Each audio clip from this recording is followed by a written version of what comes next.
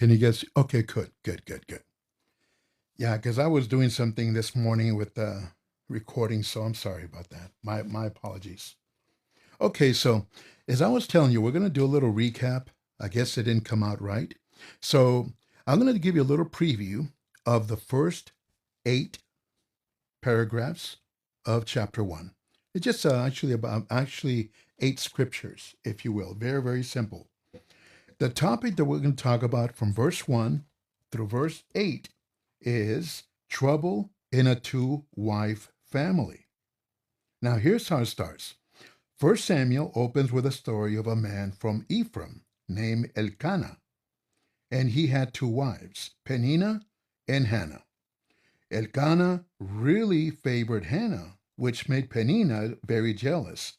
Even though Peninnah had many children, Hannah had none. She was barren.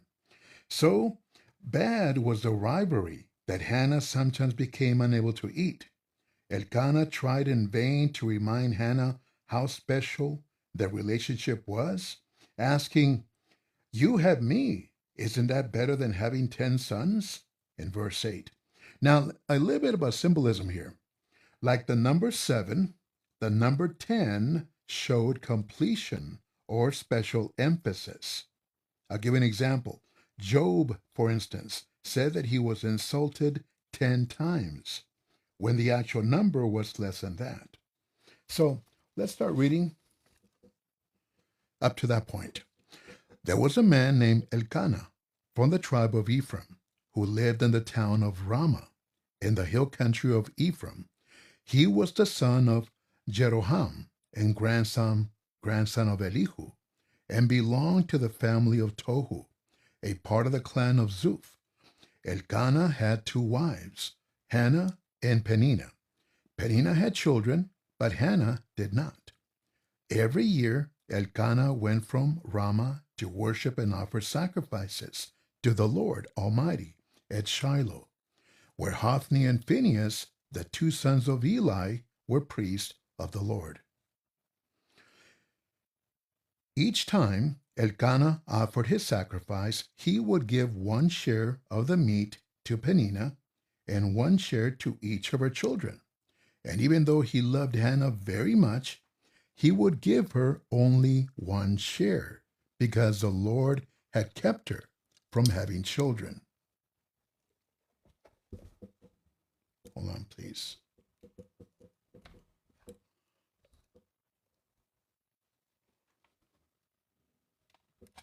Okay. Peninnah, her rival, would torment and humiliate her because the Lord had kept her childless. This went on year after year. Whenever they went to the house of the Lord, Peninnah would upset Hannah so much that she would cry and refuse to eat anything. Her husband, Elkanah, would ask her, "Hannah, why are you crying? Why won't you eat? Why are you always so sad? Don't I mean more to you than 10 sons?" So, and then let's read over here, then I explain to you what's going on. Hannah and Eli. One time, after they had finished their meal in the house of the Lord at Shiloh, Hannah got up. She was deeply distressed, and she cried bitterly as she prayed to the Lord. Meanwhile, Eli, the priest, was sitting in his place by the door. Hannah made a solemn promise. "Lord Almighty, look at me, your servant. See my trouble and remember me. Do not forget me. If you give me a son, I promise that I will dedicate him to you for his whole life, and that he will never have his hair cut." So, what we have here basically is, give me a son, and I'll give you my son. Hannah prayed about her barrenness, promising that if God would give her a son, she would give him back to God for lifelong service. The pledge as a sign that has been dedicated to the Lord, his hair will never be cut, indicates she would dedicate him as a Nazarite. Remember Samson, among others, and John the Baptist? Now, as in Genesis chapter 8 and Exodus chapter 2, the Hebrew word sometimes translated remember does not mean to recall, but rather to pay attention to. Paul used the corresponding Greek verb in a similar way when he talked about remembering the poor in Galatians chapter 2, verse 10. So, hold on a second, please. Let me move this over here.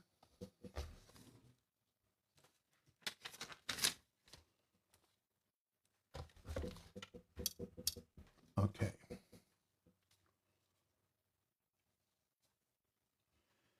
Let's continue here. Yeah, let's continue a little further. Over here. Hannah continued to pray to the Lord for a long time, and Eli watched her lips. She was praying silently. Her lips were moving, but she made no sound. So Eli thought that she was drunk, and he said to her, "Stop making a drunken show of yourself. Stop your drinking and sober up." "No, I'm not drunk, sir," she answered. "I haven't been drinking. I am desperate, and I have been praying, pouring out my troubles to the Lord. Don't think that I'm a worthless woman. I have been praying like this because I'm so miserable." "Go in peace," Eli said, "and may the God of Israel give you what you have asked him for." "May you always think kindly of me," she replied. Then she went away and ate some food and was no longer sad. Okay. So here, Eli told her, "In that case, may your request be granted." As Hannah prayed for a son in the tabernacle at Shiloh, Eli the priest at first thought that she was drunk. Finally convinced of her sincerity, he assured Hannah that her prayers would be answered. With this reassurance, Hannah began eating again. Now, the NIV translation tabernacle as temple, and many scholars agree that the Israelites had probably erected a permanent house for the ark by this time. Okay, let's go to 19. The next morning, Elkanah and his family got up early, and after worshiping the Lord, they went back home to Ramah. Elkanah had intercourse with his wife Hannah, and the Lord answered her prayer. So it was that she became pregnant and gave birth to a son. She named him Samuel and explained, "I asked the Lord for him." The time came again for Elkanah and his family to go to Shiloh and offer to the Lord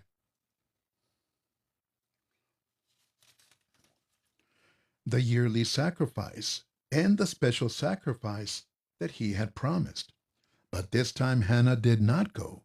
She told her husband, "As soon as the child is weaned, I will take him to the house of the Lord, where he will stay all his life." Elkanah answered, "All right, do whatever you think best.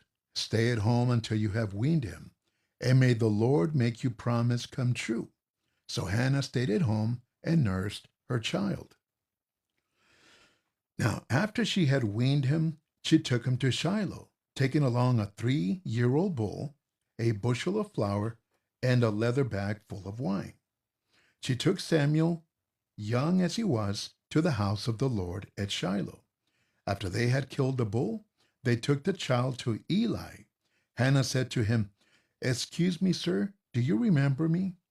I'm the woman you saw standing here praying to the Lord. I asked him for this child, and he gave me what I asked for.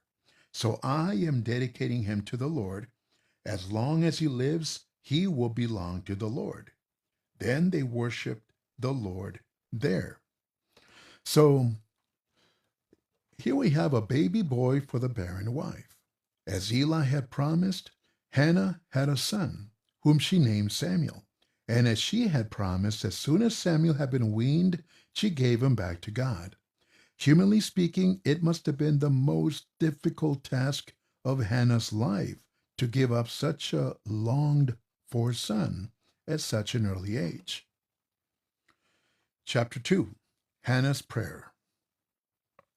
Hannah prayed, The Lord has filled my heart with joy. How happy I am because of what he has done. I laugh at my enemies. How joyful I am because God has helped me. No one is holy like the Lord. There is none like him. No protector like our God. Stop your loud boasting. Silence your proud words. For the Lord is a God who knows, and he judges all that people do. The bows of strong soldiers are broken, but the weak grow strong. The people who once were well fed now hire themselves out to get food. But the hungry are hungry no more. The childless wife has borne 7 children, but the mother of many is left with none. The Lord kills and restores to life. He sends people to the world of the dead and brings them back again. He makes some people poor and others rich. He humbles some and makes others great. He lifts the poor from the dust and raises the needy from their misery. He makes them companions of princes and puts them in places of honor. The foundation of the earth belongs to the Lord. On them he has built the world. He protects the lives of his faithful people, but the wicked disappear in darkness. A man does not triumph by his own strength. The Lord's enemies will be destroyed. He will thunder against them from heaven. The Lord will judge the whole world. He will give power to his king. He will make his chosen king victorious. So, her barrenness long forgotten, Hannah offered praise to the God who had given her a son. While Elkanah had claimed to be better than 10 sons, Hannah now saw herself as a mother of 7. Obviously, a figurative expression of her great joy. Remember 7, the number of completeness? God is called a rock numerous times throughout Scripture, like in verse 2. The image refers to the towering cliffs and outcroppings in the Judean desert. These would later be places of refuge for David when he fled from Saul. We'll read that later in these books. So the prevalence of the image in the Psalms that he wrote, the rock. 11. Then Elkanah went back home to Ramah, but the boy Samuel stayed in Shiloh and served the Lord under the priest Eli. So became the Lord's helper, for he assisted Eli the priest, is a expression here. Although he was not from the high priest's family, Samuel would turn out to be far more godly than Eli's own sons. We're going to read about them in this chapter a little bit later. In fact, let's read about them now. This is a very, very insightful what kind of characters these 2 people are, the 2 sons of Eli the priest. Now remember, Eli was a priest, right? Obviously. But Eli was also, so far, the last judge, after the 12 that we read about in the book of Judges. So this is judge number 13. Samuel will end up being judge number 14, which he'll be the last judge that Israel ever had in the Old Testament. So let's read about these sons of Eli. The sons of Eli were scoundrels. They paid no attention to the Lord or to the regulations concerning what the priests could demand from the people. Instead, when someone was offering a sacrifice, the priest's servant would come with a 3-pronged fork. While the meat was still cooking, he would stick the fork into the cooking pot, and whatever the fork brought out belonged to the priest. All the Israelites who came to Shiloh to offer sacrifices were treated like this. In addition, even before the fat was taken off and burned, the priest's servant would come and say to the one offering the sacrifice, "Give me some meat for the priest to roast." He will not accept boiled meat from you, only raw meat.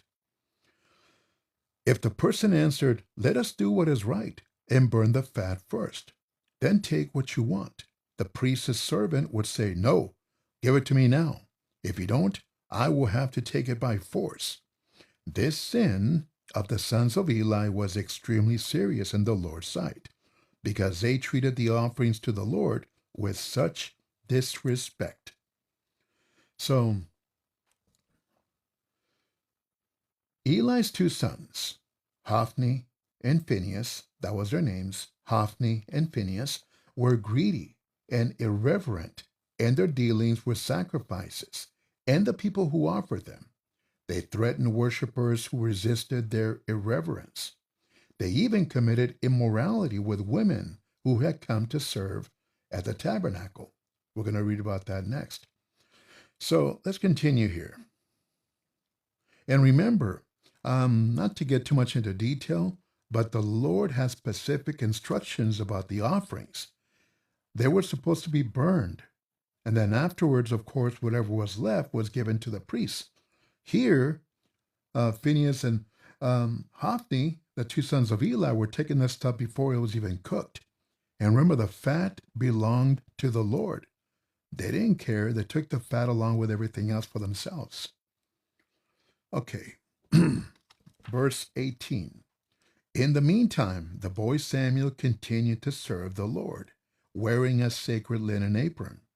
Each year, his mother would make him a little robe and take it to him when she accompanied her husband to offer the yearly sacrifice. Then Eli would bless Elkanah and his wife and say to Elkanah, "May the Lord give you other children by this woman to take the place of the one you dedicated to him." After that, they will go back home. The Lord did bless Hannah, and she had 3 more sons and 2 daughters. The boy Samuel grew up in the service of the Lord. So, unlike Eli's wicked sons, the young Samuel was devoted to his work in the tabernacle.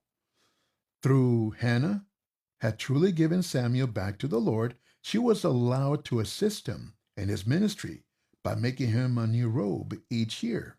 Eli blessed Hannah each time she visited, and she bore 5 more children, making her the mother of at least 6.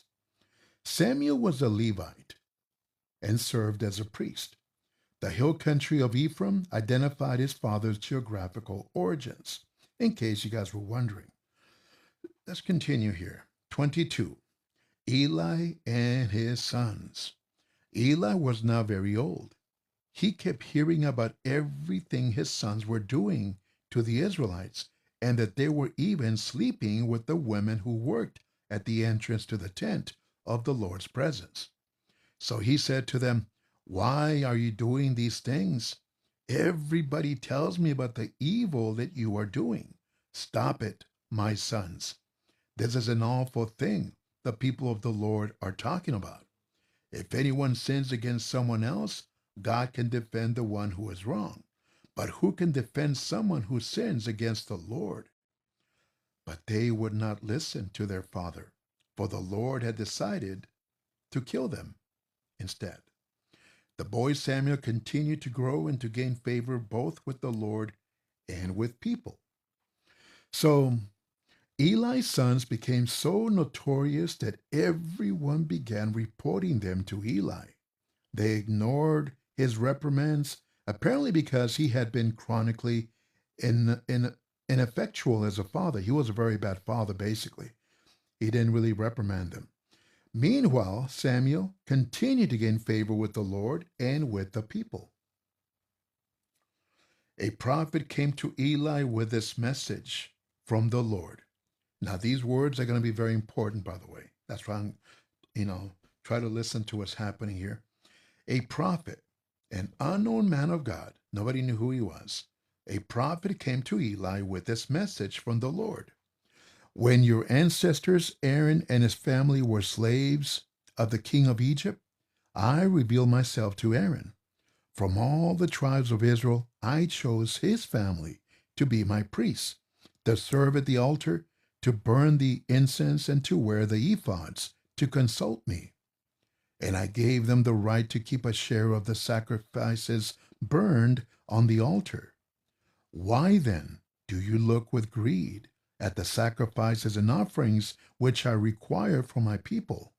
Why, Eli, do you honor your sons more than me by letting them fatten themselves on the best parts of all the sacrifices my people offer to me?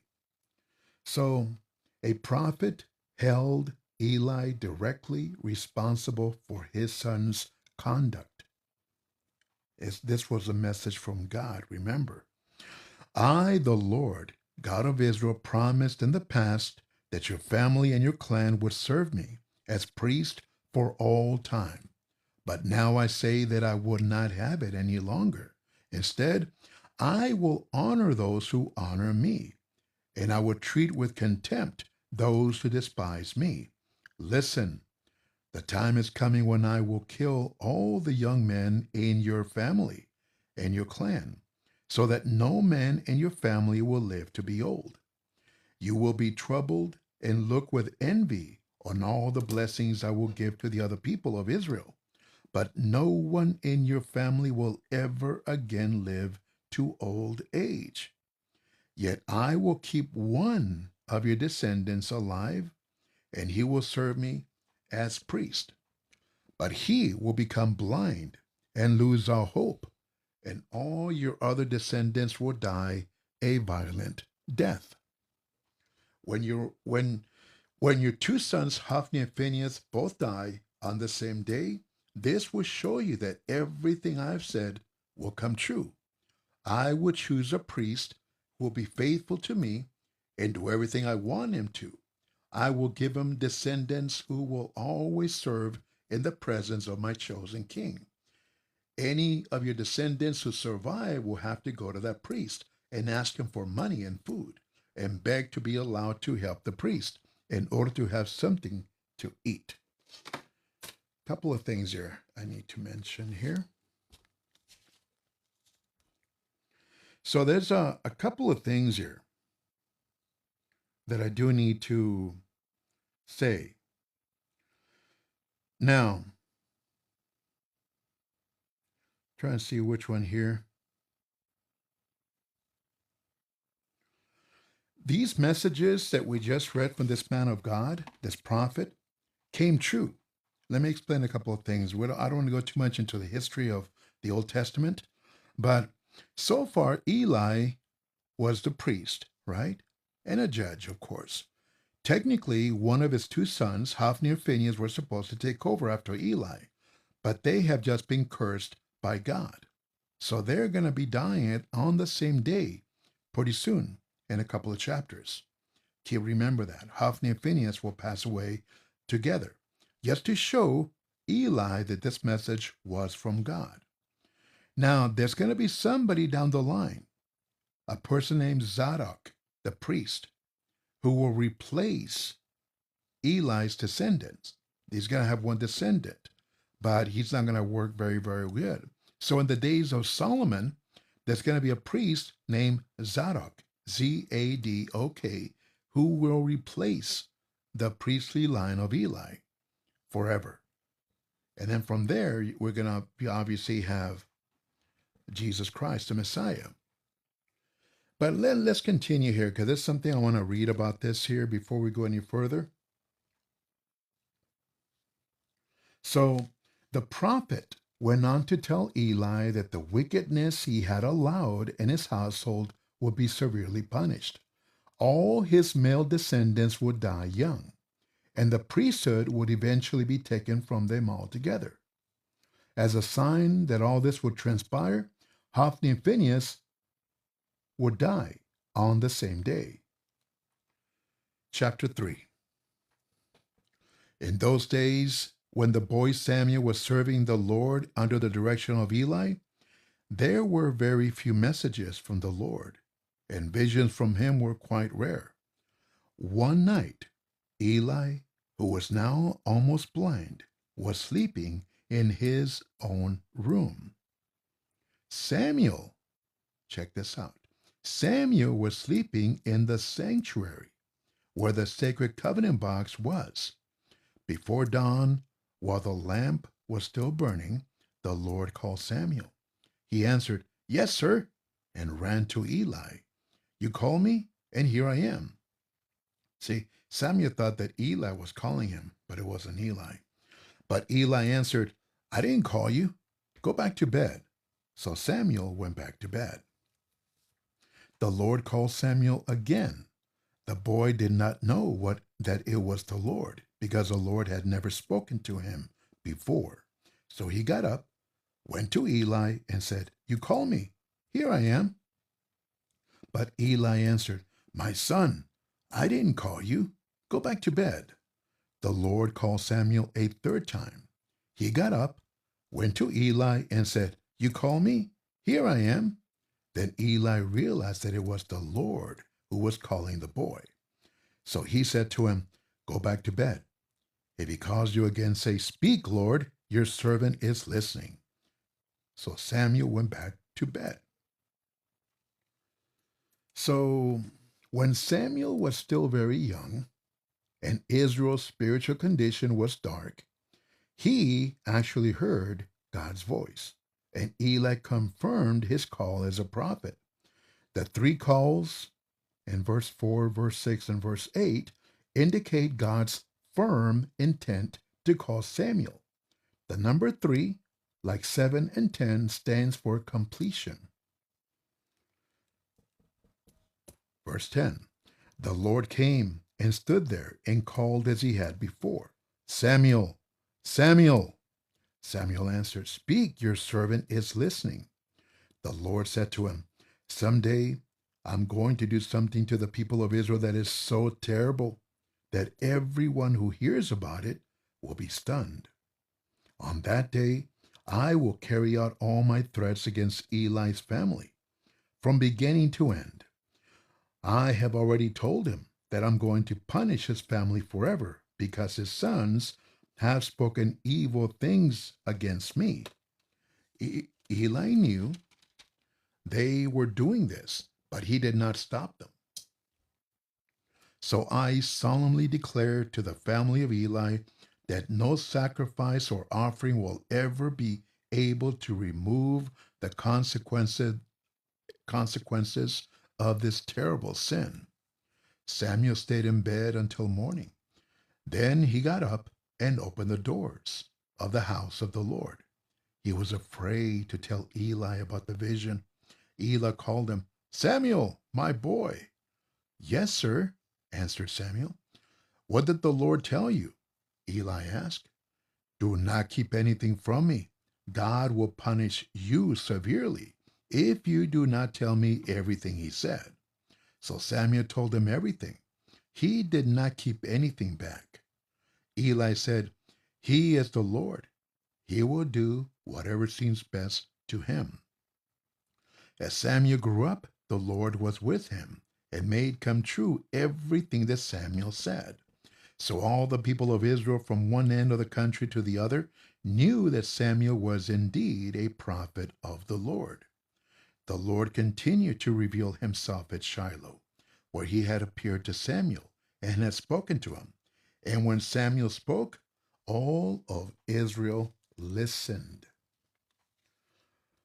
So, what did God say? With Samuel's first assignment as a prophet was to reconfirm God's intention to bring judgment on the house of Eli. Eli convinced the reluctant Samuel to tell him the whole truth and accepted it as God's will. Eli's question in verse 17 shows that God's judgment on him had already begun. God was no longer speaking through Eli, but through Samuel. The whole nation recognized this. Now, Dan to Beersheba, Dan in the north to Beersheba in the south. That's going to be in actually verse 20 of. So all the people of Israel from one end of the country to the other. In some translations, it says from Dan to Beersheba, which is Dan is the uppermost town on the northern part of Israel. Beersheba is the most southernest town. So from the whole kingdom, basically, of Israel, the whole kingdom. Okay. So it was a traditional way of defining Israel's boundaries from Dan to Beersheba. Through under Solomon, it would extend beyond those points. So, but as for right now, that's what it means from Dan to Beersheba, from north to south. Okay, hold on a second here. A couple of things just to give me a second here. I need to recap a couple of things before we go any further. I have other notes in another one of my books here, and they are important because some things that I need to explain about Shiloh, for example, you heard that name before, Shiloh. So I want to mention what Shiloh is and a couple of other things. Let's see. First of all, let me see here. Now, the tabernacle that we just heard about in chapter 1 and even chapter 2 and 3, the tabernacle was located at Shiloh, a town called Shiloh. Is north, a little bit northeast of Jerusalem. And it was basically the religious center of the nation at this point. You can refer to Joshua chapter 18 to see where it started. So, 3 times a year, all Israelite men were required to attend a religious festival at the tabernacle, the Passover with the festival of unleavened bread. This is where Elkanah and Peninnah and Hannah would go. So, Hannah, remember, was unable to conceive children. And in Old Testament times, childless women were seen as flawed and inferior to women who could bear children. That barrenness was a social embarrassment for their husbands as well. Children were a very important part of the society, of economic structure. They were a source of labor for their families and had the duty of caring for their parents in their old age. So, if a wife could not bear children, she was often obligated by ancient Middle Eastern custom to give only of her servant girls to her husband to bear children. Remember Abraham, Hagar, and Sarai? Also, let me see here. I'm looking at my notes here. Now, in verse 8 of chapter 1, Hannah knew that her husband loved her, but even his encouragement could not comfort her. She could not keep from hearing Peninnah's, uh, you know, making fun of her, jeering her, telling her hurtful words to destroy her self-confidence. Now, Hannah had very good reason to feel discouraged and bitter. She was unable to bear children, so she shared her husband with a woman who ridiculed her. It's not a very good way to live for Hannah. Now, in return for being able to conceive a son, Hannah vowed to dedicate him to God for a lifetime service. Hannah may have been making a Nazarite vow, which parents could take for their unborn children. The best example that we have so far is Samson in the Old Testament. Now, the Nazarite's vow promised that a person would be set apart for special service to God. A couple of things: the person's hair would never be cut, no alcohol, no touching of a dead carcass, dead body. So, now the one thing to remember, though, one thing to remember is earlier, Hannah had been discouraged to the point of being physically sick and unable to eat. At this point, she returned home well and happy after talking to Eli. The change in her attitude may be attributed to 3 factors. She had prayed honestly to God, not holding anything back from him. 2, she had received encouragement from Eli. And 3, she had resolved to leave the problem with God. So this is basically the antidote for discouragement. Tell God how you really feel and leave your problems with him. Then rely upon the support of good friends and counselors. Okay, let's see here.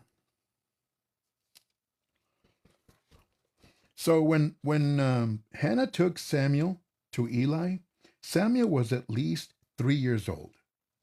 The customary age for weaning was 3 to 5 years or even older. When his mother left him at the tabernacle by saying, I'm giving him to the Lord, Hannah meant that she was dedicating Samuel to God for lifetime service. She did not, of course, forget her much wanted son.